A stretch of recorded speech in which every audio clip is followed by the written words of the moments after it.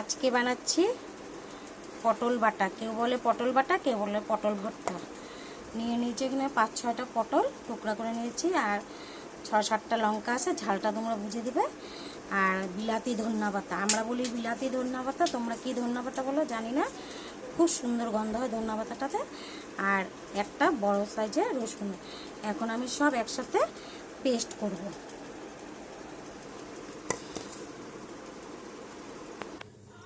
আমার পেস্ট হয়ে গেছে, এখন আমি বানাবো। সোমবারে দিয়ে দিলাম একটা শুকনো লঙ্কা আর কালো জিরা।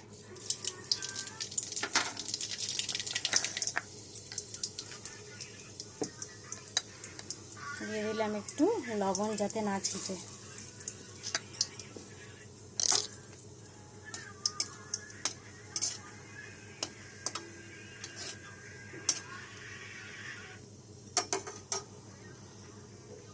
সোমবারটা আমার হয়ে গেছে, দিয়ে দিলাম পেস্ট।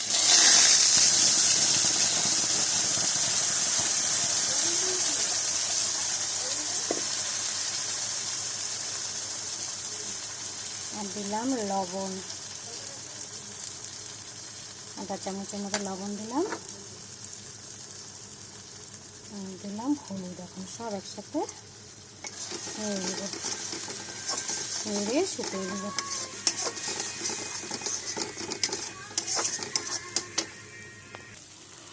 আমার পটল বাটা বা তোমরা কি বলো পটল ভর্তা আমার হয়ে গেছে।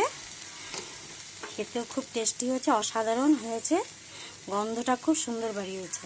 আমি টেস্টের জন্য অল্প চিনি দিয়ে দিলাম, বিলাতি ধনিয়া পাতা দিয়েছি।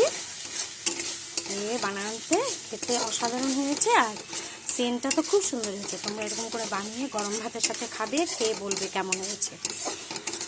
লাইক করবে, কমেন্ট করবে, শেয়ার করবে, সাবস্ক্রাইব করে পাশে থাকবে। Thank you.